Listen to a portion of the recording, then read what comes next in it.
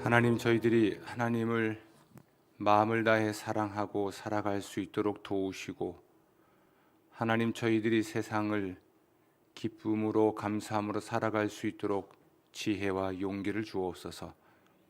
하나님, 저희가 어떻게 살아야 할까요? 어떤 사람이 되어야 할까요? 말씀하시고 그렇게 되도록 가르쳐 주시옵소서. 감사하옵고 예수님 이름으로 기도합니다. 아멘.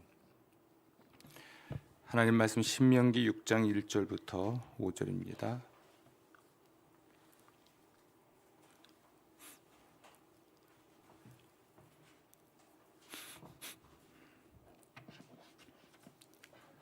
신명기 6장 1절부터 5절 봉독합니다. 이는 곧 너희의 하나님 여호와께서 너희에게 가르치라고 명하신 명령과 규례와 법도라.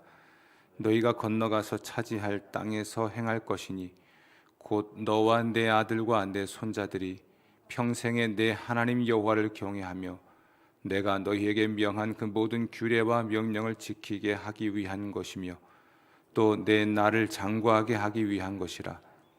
이스라엘아, 듣고 삼가 그것을 행하라. 그리하면 내가 복을 받고 내 조상들의 하나님 여호와께서 내게 허락하심 같이 젖과 꿀이 흐르는 땅에서 내가 크게 번성하리라. 이스라엘아, 들으라. 우리 하나님 여호와는 오직 유일한 여호와이시니 너는 마음을 다하고 뜻을 다하고 힘을 다하여 내 하나님 여호와를 사랑하라. 아멘. 아멘. 2월 달에 우리 교회 또 교단의 신앙, 영성, 교육, 설교의 주제가 청종입니다. 청종.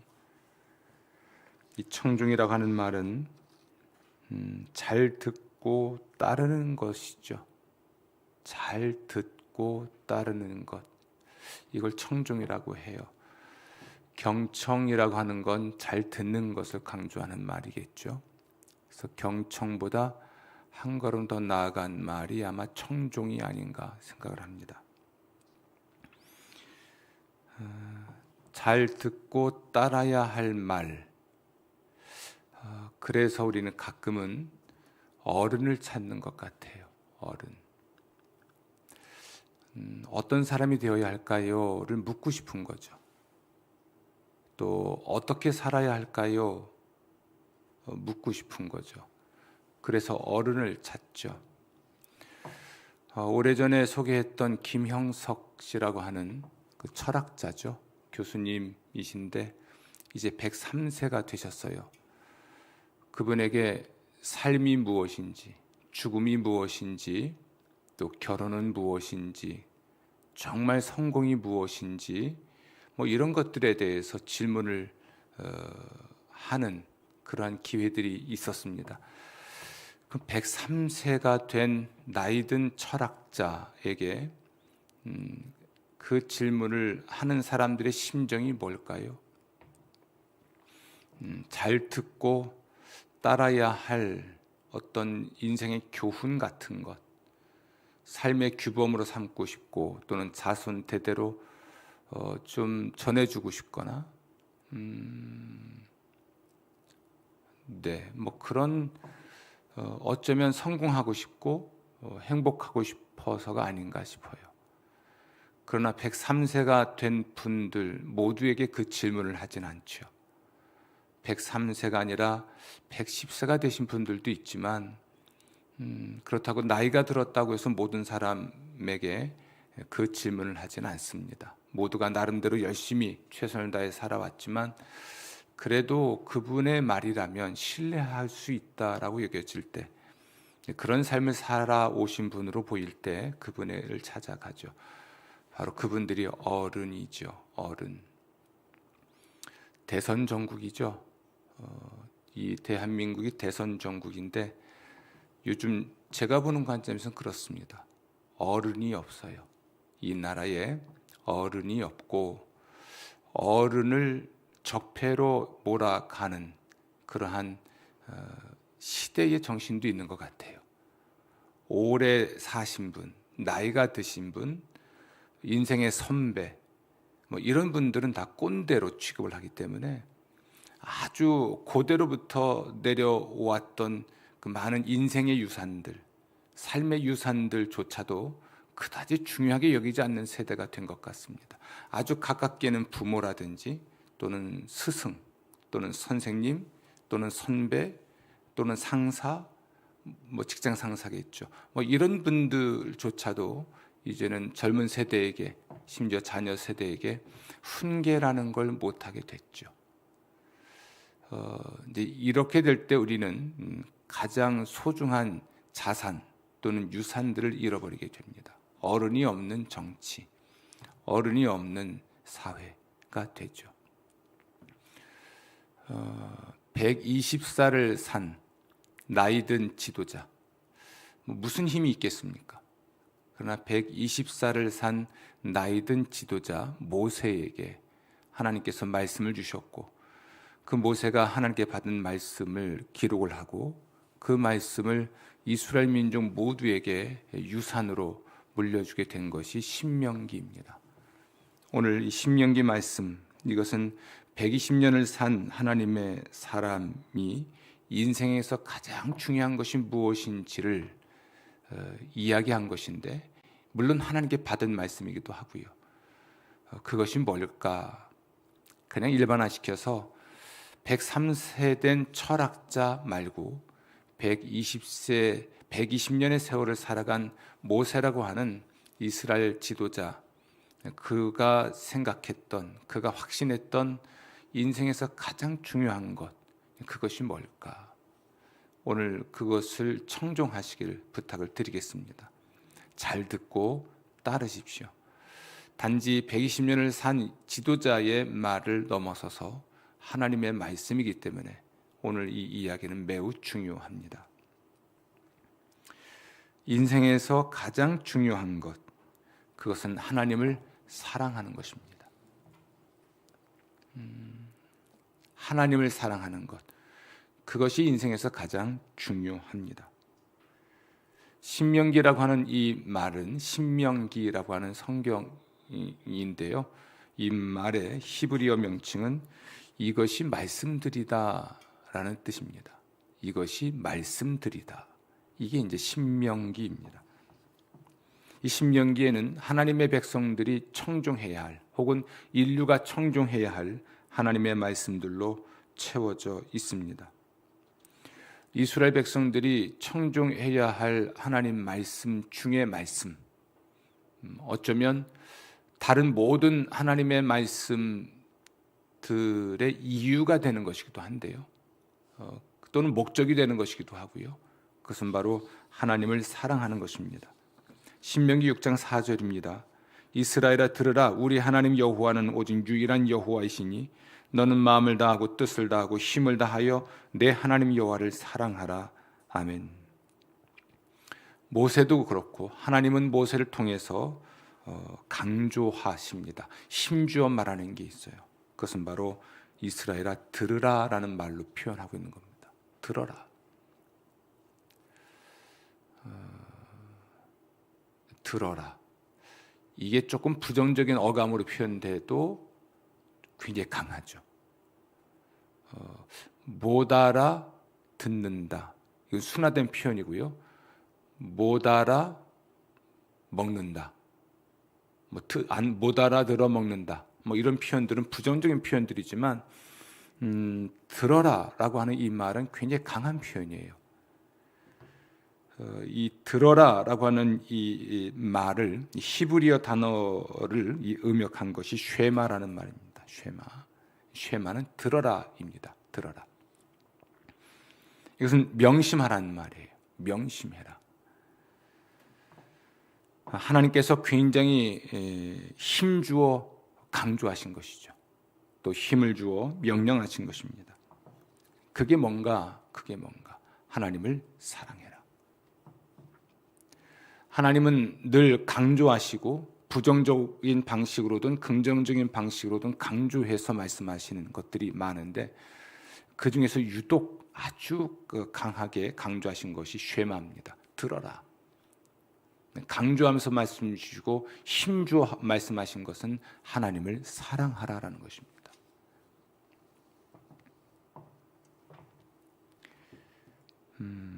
왜 하나님을 사랑해야 할까요? 그것은 우리 하나님 여호와는 오직 유일한 여호와이시기 때문에 그렇습니다. 우리 하나님 여호와는 오직 하나이시다. 하나님만이 하나님이시다. 하나님일 수 있는 존재는 하나님밖에 없다.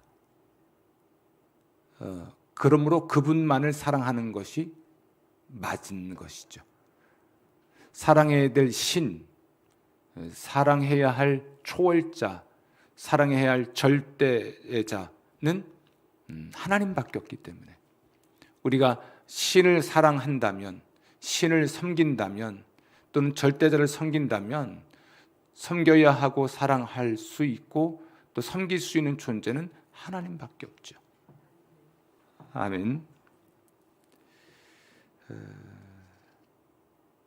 이 표현은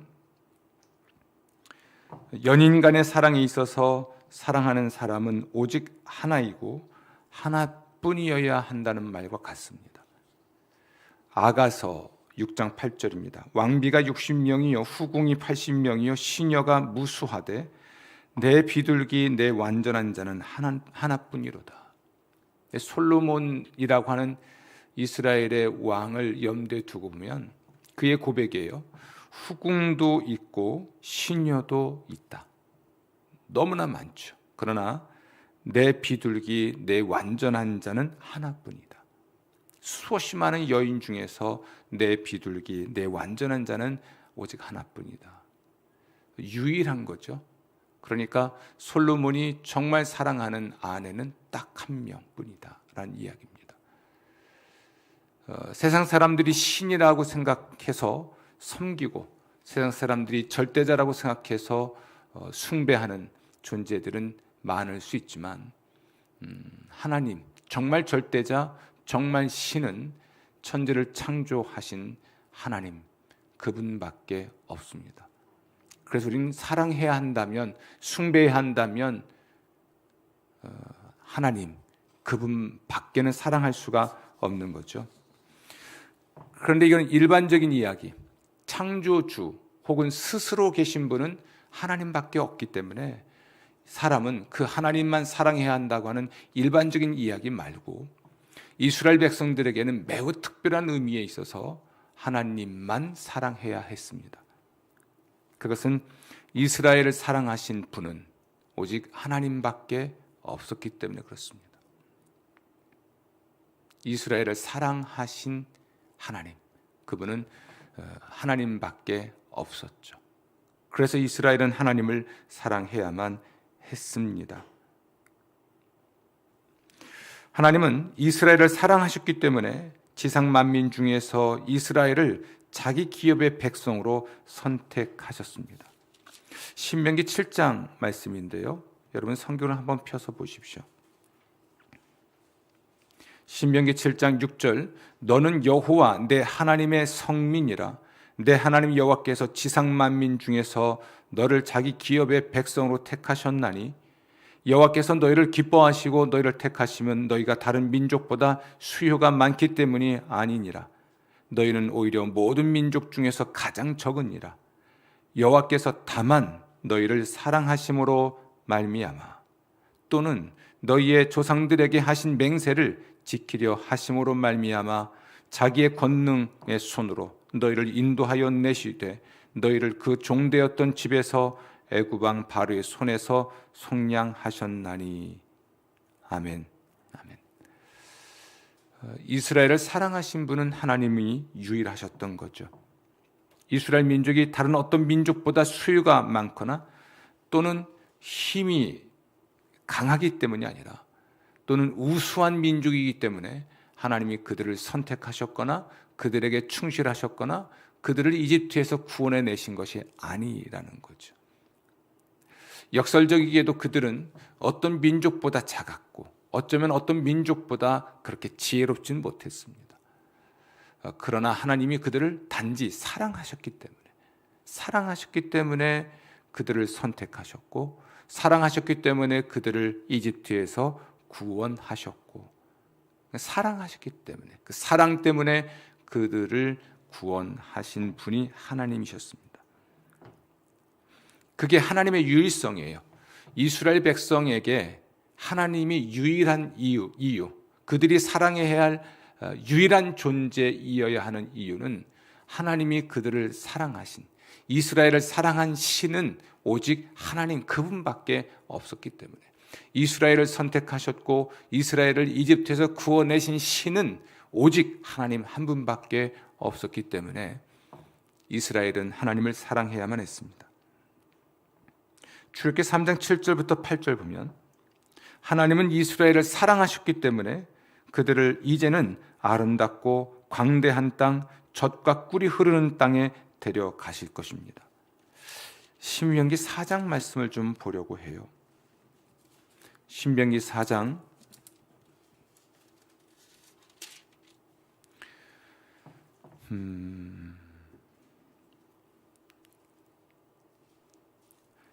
4장 36절입니다. 4장 36절. 여호와께서 너를 교훈하시려고 하늘에서부터 그의 음성을 내게 듣게 하시며 땅에서는 그의 큰 불을 내게 보이시고 내가 불 가운데서 나오는 그의 말씀을 듣게 하셨느니라. 여호와께서 내 조상들을 사랑하신 고로, 뭐 하신 고로? 사랑하신 고로. 지금 하나님 모세에게 하시는 말씀이에요.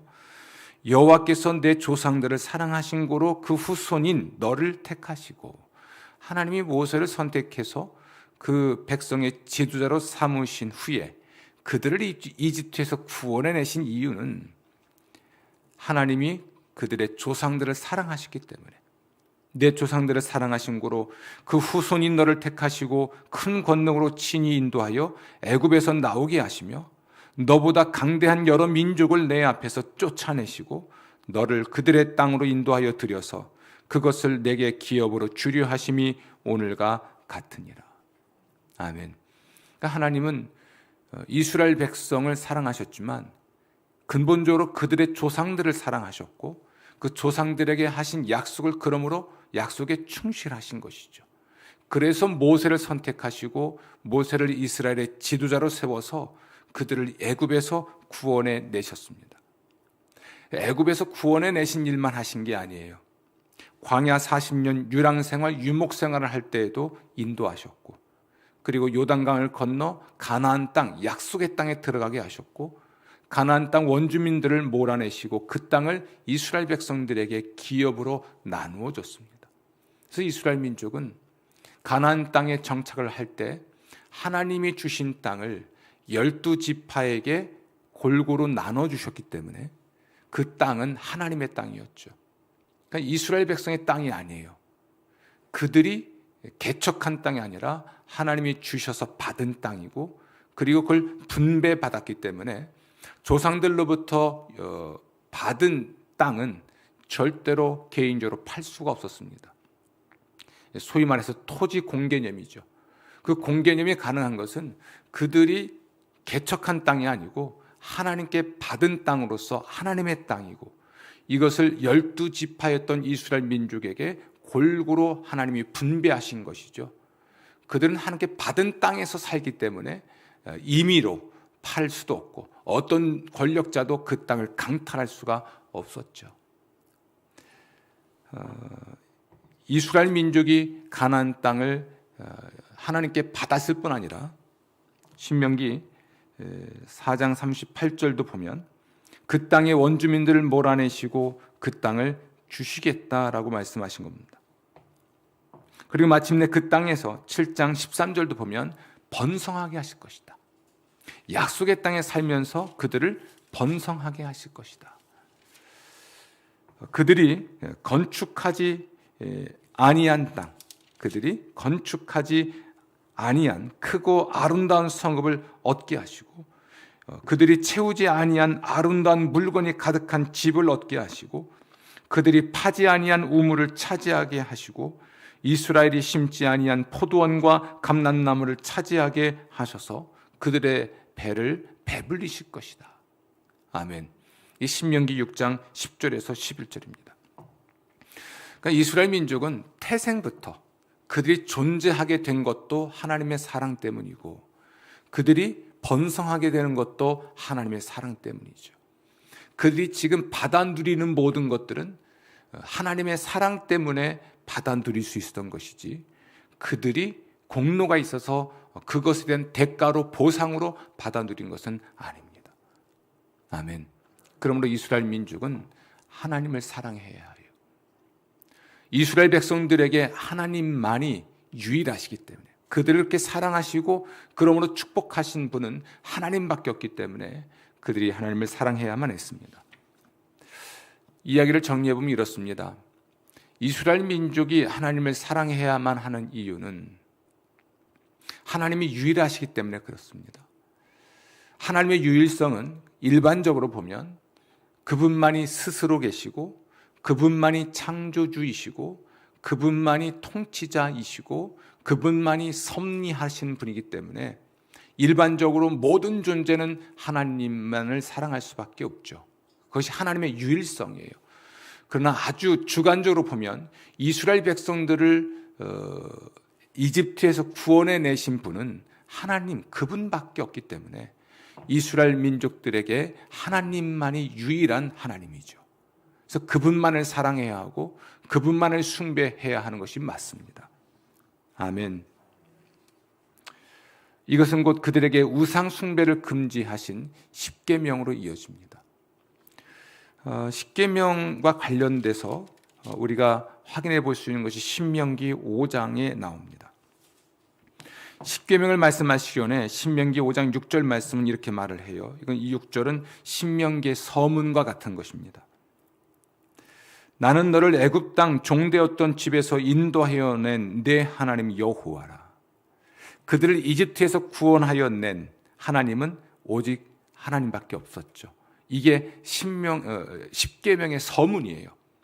이스라엘 민족이 십계명을 지켜야 되는 이유를 밝히신 것이죠.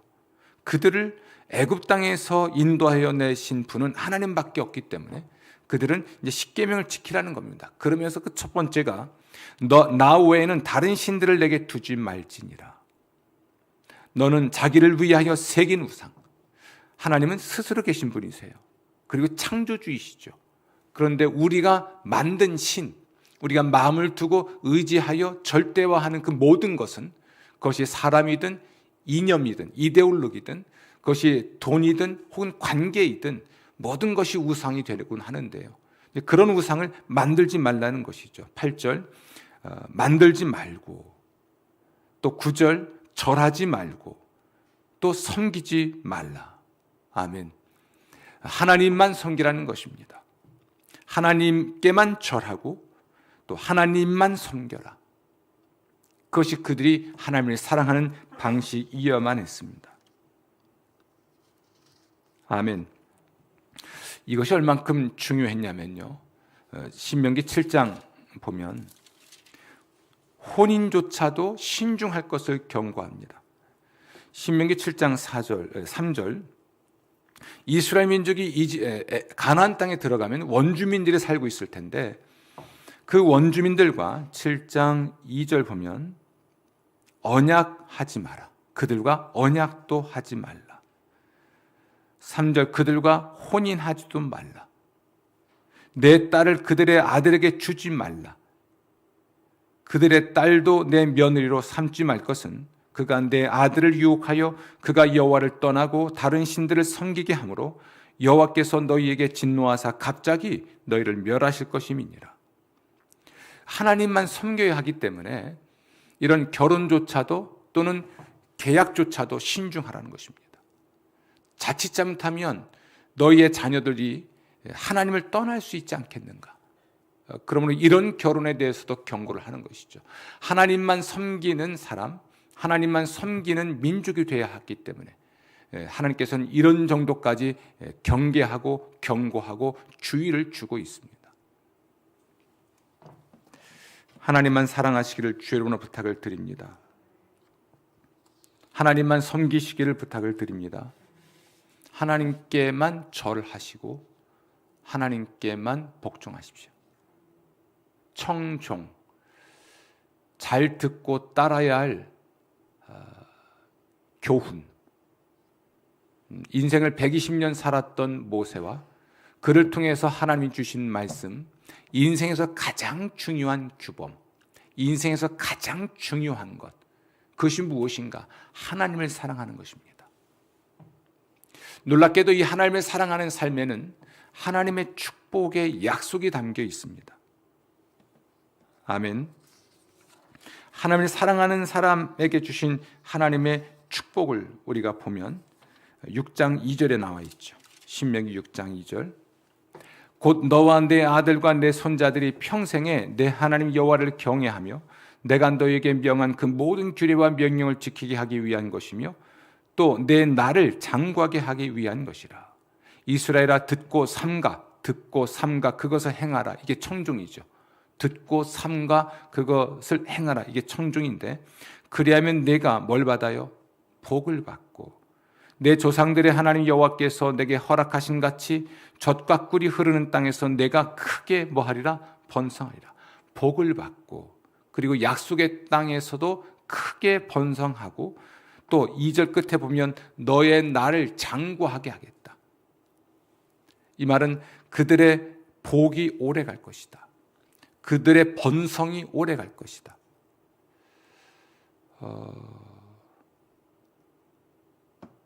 그렇죠. 잠깐의 복, 잠깐의 번성이 아니에요. 잠깐의 형통, 잠깐의 성공이 아니에요. 얼핏 보면 더디 가는 것 같아요. 요즘 파이어족이 굉장히 유명하다면서요. 파이어족. 젊어서 대박 쳐서 한 번에 확 돈 번 다음에 그 다음부터 놀고 사는 인생. 글쎄요, 파이어족은요, 파이어 되는 순간 죄만 남을 수도 있습니다. 조금 더디 갈 수도 있어요. 우리의 삶은 좀 더디, 남들보다는 벼락부자가 못 돼서 좀 천천히 더디 갈 수 있어요. 근데 이게 오래 가는 게 중요해요. 복을 받았습니다. 이 복이 갑자기 수증기처럼 증발해버리면 우리가 번성했습니다. 성공했어요. 그런데 이것이 그저 일장춘몽이라면 이처럼 험한 게 없잖아요. 근데 하나님께서 주시는 복은, 하나님이 주시는 성공은 오래 가는 거예요. 오래. 돈벼락 맞아 죽었다. 그게 참 불행한 거죠. 돈벼락을 맞았는데 죽었어요. 그 돈 누구 거 됩니까? 자식들 좋은 일만 시키는 거죠. 난 한 번도 쓰고 누리지 못합니다. 돈벼락 맞고 죽었습니다. 그러면 주변 사람만 좋은 거예요. 돈벼락 맞아 죽는다. 참 이처럼 누군 그러더라고요. 그래도 맞아봤으면 좋겠다. 저도 그래도 맞아봤으면 좋겠어요. 죽을지 살지는 모르지만 복을 받는다. 번성하게 될 것이다. 하나님의 약속이에요. 하나님만 사랑하면 복을 주시고 그리고 번성하게 하시겠다. 사실 우리가 좀 인생을 잘 살고 싶은 거잖아요. 조금은 또 성공하고 싶은 거잖아요. 그래서 우리는 103세가 된 나이든 철학자를 찾아가 묻는 겁니다. 정말 보람 있는 인생이 무엇일까요? 삶과 죽음은 무엇입니까? 결혼은 무엇이며 이런 인생의 중요한 문제에 대해서 묻는 거죠. 어쩌면 인생 자체가 우리한테 던지는 질문인데 이거에 대한 답을 나이든 철학자에 묻는 이유는 뭘까요? 행복하고 싶은 거 아닐까요? 벼락부자는 아니어도 좀 성공적인 인생을 살았다는 말을 좀 듣고 싶은 거 아닌가 싶어요. 근데 하나님께서 아주 명확하게 말씀하십니다. 복을 줄 것이다. 번성할 것이다. 그런데 너는 그것을 장구하게 누릴 것이다. 저는 이 말씀을 믿습니다. 좀 더디 가도, 작아도, 소확행인데요. 작아도 그 복을 누리는 것이 오래 가면 그것이 행복한 게 아닌가, 그것이 성공이 아닌가 싶습니다. 신명기 4장 40절 말씀인데요. 오늘 내가 내게 명령하는 여호와의 규례와 명령을 지키라. 너와 내 후손이 복을 받아 내 하나님 여호와께서 내게 주시는 땅에서 한없이 오래 살리라. 복을 받은 복을 가지고 한없이 오래 살리라. 이 과장된 것인데 내가 영원히 산다는 말은 아니에요. 나는 그 복을 받고 죽는 그날까지 누리겠고 후손들까지 이어서 누릴 것이다. 우리 모두는 나름대로 인생에서 성공하고 싶고 조금은 넉넉하게 살고 싶죠. 의미 있게 살고 싶기도 하고요. 그건 아주 평범하고 일반적인 우리의 바람이죠. 이것을 이루어 주시겠다는 것이 하나님이십니다. 우리가 그걸 원하기 때문에 나이든 철학자를 찾아가서 질문을 하고 인생의 교훈을 받고 싶은 그것처럼 하나님께서는 아주 분명하고 아주 명확하게 이것을 우리에게 약속해 주고 있습니다. 그런데 정반대도 있어요. 하나님만 사랑하고 하나님만 섬겨야 하는데 만일 그렇게 하지 아니할 경우에 이것은 하나님께서 우리를 협박하는 말씀이 아니라 우리가 그런 말씀을 살아 복을 받고 번성하길 원하는 간절한 마음을 담아낸 말씀이라고 저는 봅니다. 신명기 8장 19절입니다.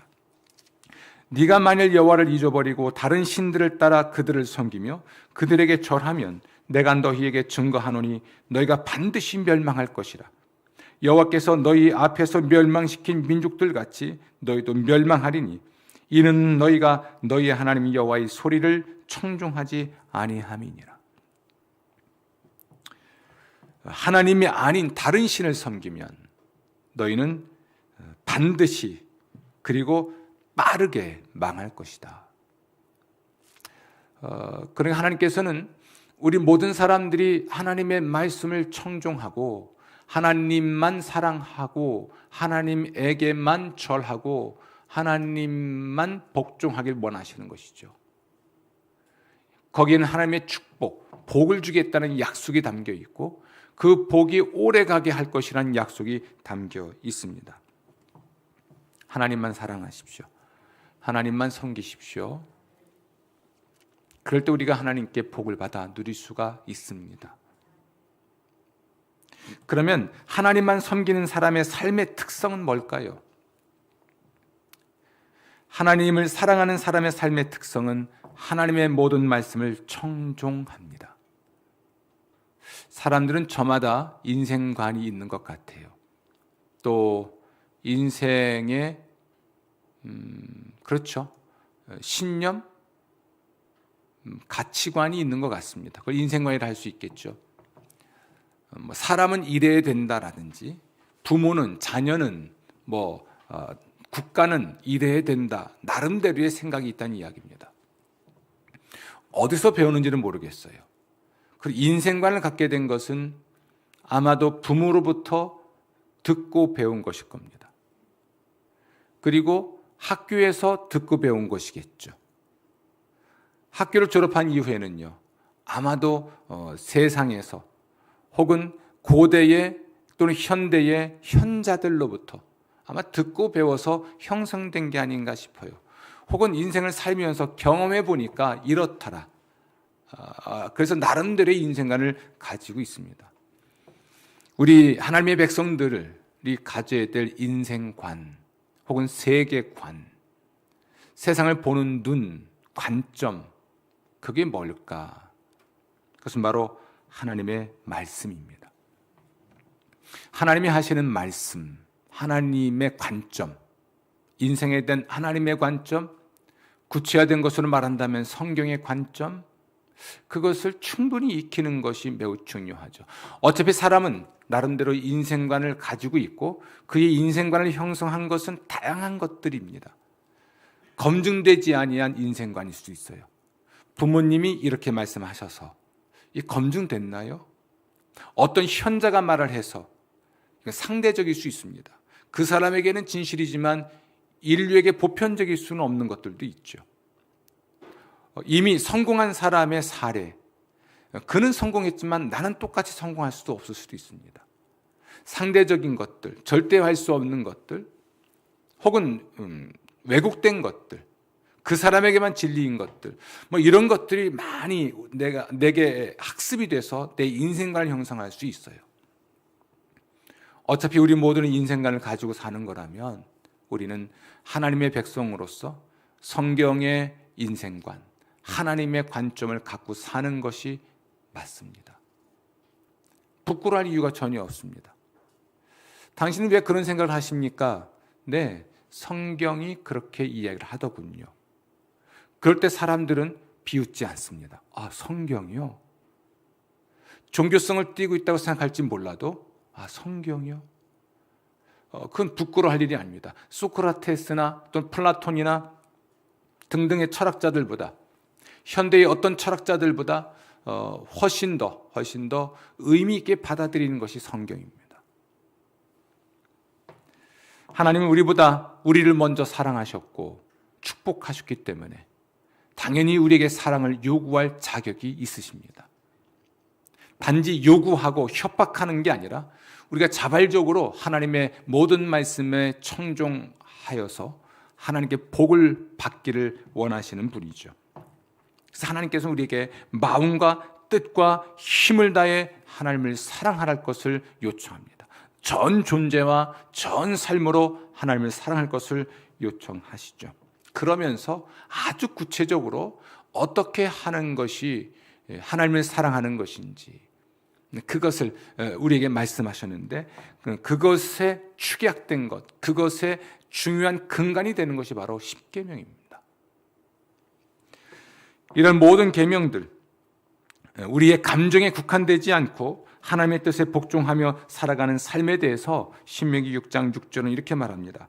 오늘날 내가 내게 명하는 이 말씀을 너는 마음에 새기고, 아까 마음을 다해 하나님을 사랑하라 했지 않습니까? 내 마음에 새기고 내 자녀에게 부지런히 가르치며 집에 앉았을 때든지 길을 갈 때든지 누워있을 때든지 일어날 때든지 이 말씀을 강론할 것이며, 너는 또 그것을 내 손목에 매어 기호를 삼으며 내 미간에 붙여 표로 삼고 또 내 집 문설주와 바깥문에 기록할지니라.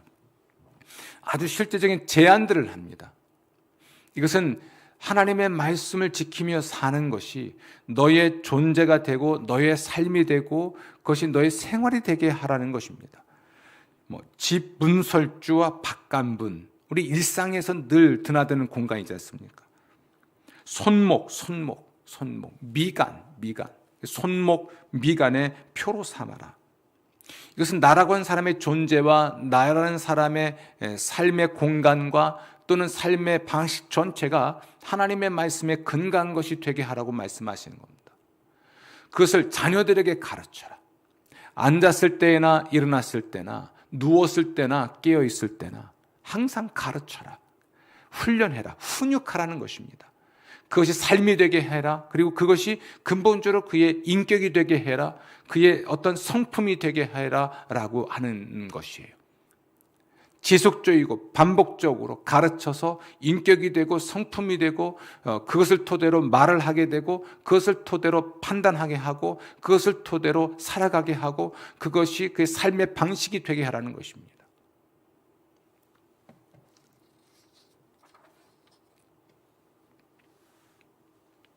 예수님도 이런 말씀하셨죠. 나의 계명을 가지고 지키는 자라야 나를 사랑하는 자니. 사랑은 하는데 네 말대로는 안 해. 이건 모순 아닙니까?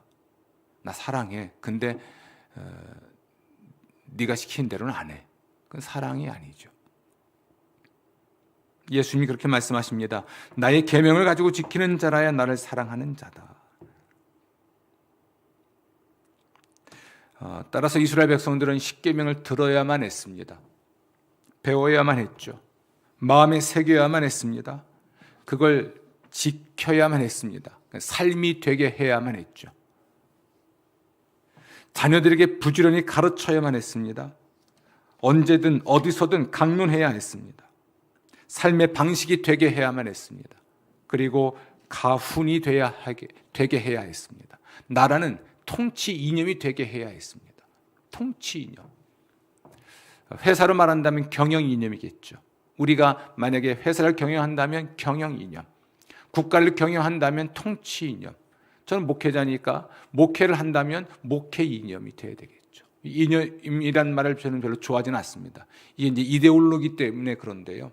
하나님 말씀은 이데올로기가 아니라 살아있는 하나님의 교훈이기 때문에 그렇습니다.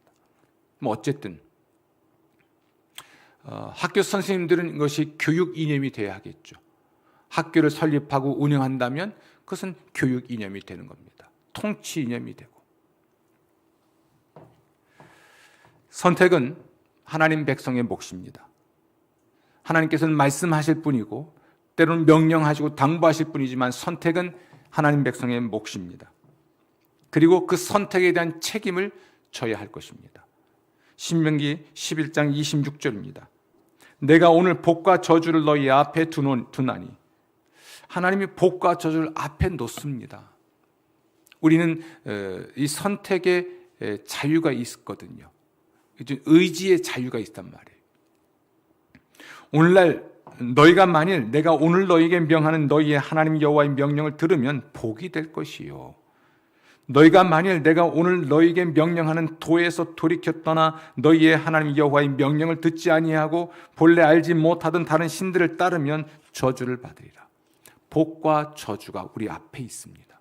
선택은 누가 합니까? 우리가 합니다. 하나님의 목적은 복을 받길 원하는 거죠. 우리가 잘 되길 원하는 거죠. 선택은 맡겨놓지만 하나님의 간절한 소원은 우리가 복을 받는 사람이 되길 원하는 것. 하나님이 저주하지 않고 축복할 수 있는 대상이 되길 원하시는 것이 하나님의 본 마음입니다. 신명기 8장 19절입니다. 내가 만일 여호와를 잊어버리고 다른 신들을 따라 그들을 섬기며 그들에게 절하면 내가 너희에게 증거하노니 너희가 반드시 멸망할 것이라. 여호와께서 너희 앞에서 멸망시키신 민족들 같이 너희도 멸망하리니 너희가 너희의 하나님 여호와의 소리를 청종하지 아니함이니라. 여러분, 오늘 이야기의 매우 중요한 주제가 청종이에요. 듣고 따르는 삶입니다. 듣고 정말 따를 만한 삶의 교훈이 뭘까? 도대체 누구의 말인가에 관한 이야기를 하고 있습니다. 하나님, 우리 인생에서 가장 중요한 것이 무엇인가? 하나님을 사랑하는 겁니다. 하나님을 사랑하는 사람에게 하나님은 축복하십니다. 하나님을 사랑하는 사람의 삶의 특징은 무엇일까요? 하나님의 모든 계명을 듣고 따릅니다. 하나님 말씀의 사람이 된다는 것이지요. 아멘. 종교라고 하는 것은 중립적인 것이다. 따라서 자녀들에게 어떤 영적인 삶의 방향을 선택할 수 있는 결정권을 주어야 한다고 이 시대는 주장해요. 종교는 무엇입니까? 중립이다.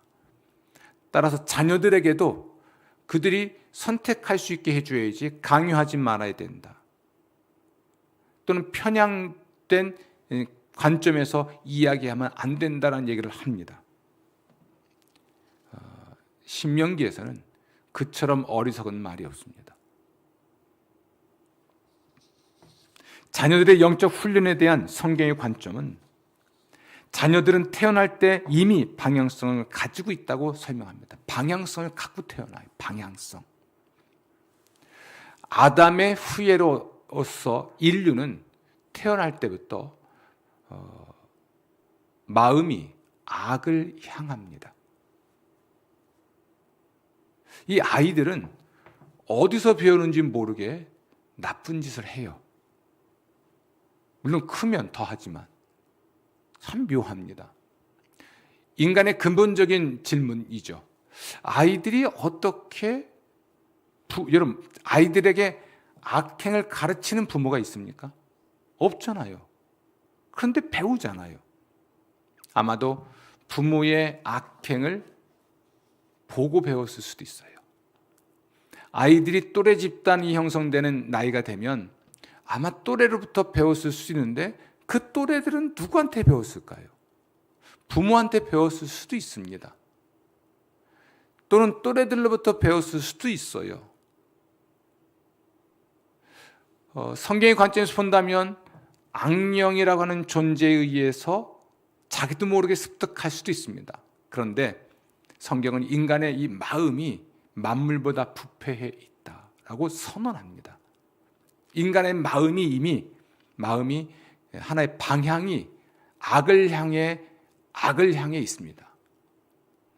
그래서 인간이 아이가 태어났을 때 종교는 중립이니 뭘 선택해도 상관이 없다라고 말을 하는 것처럼 또 무책임한 것도 없습니다. 우리 하나님의 백성들이 특히 하나님만 섬기는 것이 정말 창조주에게 복을 받고 그 복을 영원히 또는 오랫동안 누릴 수 있는 대안이라고 믿고 있는 우리들이 자녀들이 태어나면 종교는 중립이야. 그러니까 뭘 강요해서는 안 돼. 편향적인 종교 편향성을 강조하면 안 돼. 이렇게 말을 할 수는 없는 겁니다. 그건 믿음이 아니죠. 애석하게도 이런 시대 정신에 함몰돼 버려서 우리는 그 방향을 점검하지 않고 자녀들을 방치합니다. 그리고 그들이 스스로 멸망의 길을 걸어가게 만들어 놓죠. 정말 지혜로운 부모라면 마음대로 하려는 자녀들의 성향이 어릴 때부터 제어될 수 있도록 처음부터 자녀들에게 중요한 교훈들을 일러줄 것입니다. 그래서 일찍부터 아이들이 독서를 하게 해주는 건 매우 중요한 거예요. 인문학적으로 보면 아주 어려서부터 아이들이 한글을 모를 때는 부모가 책을 읽어주는 것이고요. 또 한글을 가능한 일찍 깨우칠 수 있다면 깨우쳐서 그들이 글을 직접 읽거나 그림을 직접 보고 뭔가를 이해할 수 있도록 돕는 것이 굉장히 중요하죠.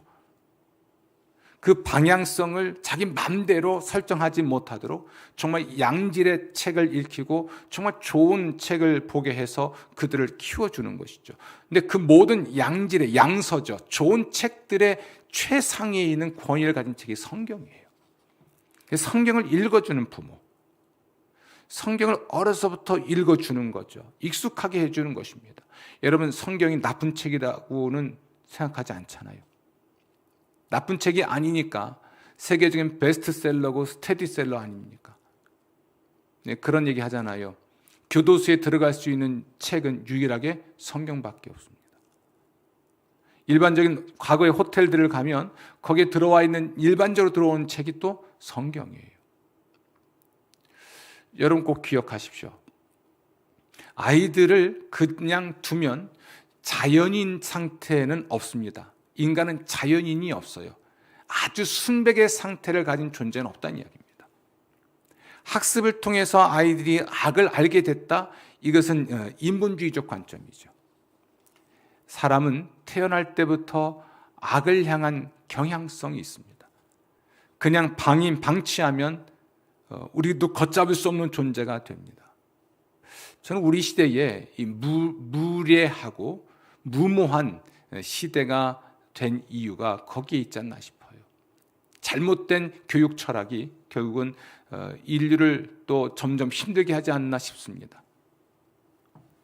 자녀들을 영적으로 훈련할 기회를 놓쳐서는 안 됩니다. 그들을 부지런히 가르치고 비공식적으로 길에서 행할 때도 자녀들을 영적으로 훈련해야 합니다. 그래야 그들이 하나님께 복을 받고 사니까. 우리가 물려줄 유산이 있다면 아마도 이거 아닌가 싶어요. 평생을 옆에 두고 밑줄 쳐가면서 읽었던 성경책 한 권? 그 책을 자녀들에게 물려줄 수 있다면 그 책을 읽고 옆에 작게 메모를 하고 그냥 그것 때 묻은 성경책 한 권을 그저 평생 읽은 책 한 권 정도는 좀 만들어 놓고 그것을 자녀들에게 물려줄 수 있다면 얼마나 좋을까. 그런 생각을 합니다. 그리고 우리의 자녀들이 하나님 말씀을 듣고 그 청종하는 것이죠. 듣고 따를 수 있도록 권면하고 또 가르치는 것이야말로 수백, 수천, 수억, 수십억, 수백억의 재산을 물려주는 것보다 낫다고 봅니다.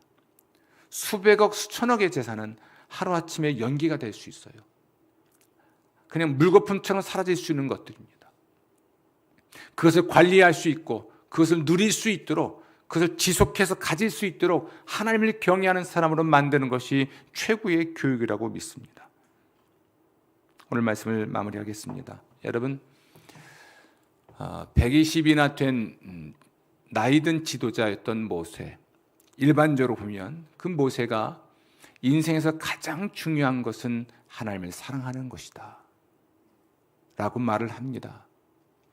하나님을 사랑하는 사람의 삶의 특징은, 인격적 특성은 하나님 말씀을 청종하는 것이다. 하나님은 모세라는 사람을 통해서 우리에게 말씀하십니다. 인생에서 가장 중요한 것은 나 여호와를 사랑하는 것이다. 나 여호와를 사랑하는 사람의 인격적 혹은 삶의 특성은 나의 말을 청종하는 것이다. 그러면 내가 너희에게 복을 줄 것이고 너희를 번성하게 할 것이고 너희의 날을 장구하게 할 것이다. 아멘. 이 복을 받아 누리는 여러분 되시기를 주의 이름으로 축원합니다. 세상이 참 시끄럽죠. 듣고 싶지 않은 소리도 많이 있습니다. 들어야 할 소리는 없고 듣고 싶지 않은 소리는 들려오고 혹은 듣고 싶은 말만 듣고 사는 세상인 듯합니다. 하나님 말씀을 청종하십시오. 하나님의 음성을 청종하십시오. 마음을 열고 진솔하게 하나님을 만나십시오. 그것이 여러분에게 복이 되고 행복이 될 것입니다. 기도하겠습니다. 주여, 저희들이 하나님만 사랑하며 살아가는 하나님의 사람들 되게 하여 주옵소서. 하나님 모든 말씀을 청종하며 살아가는 하나님 백성 되게 하시옵소서. 하나님의 말씀이 인격이 되고 삶이 되고 삶의 방식이 될 수 있도록 도우시고 생각의 기준, 표준, 규범, 권위를 갖는 것 될 수 있도록 도와주옵소서. 그 눈으로, 성경의 눈으로 세상을 보고 하나님의 눈으로 인생을 바라보고 세상을 보고 살아가며 세상을 이롭게 하고 사람을 살려내는 하나님의 백성들이 되게 하여 주옵소서. 감사하옵고 예수님 이름으로 기도합니다. 아멘.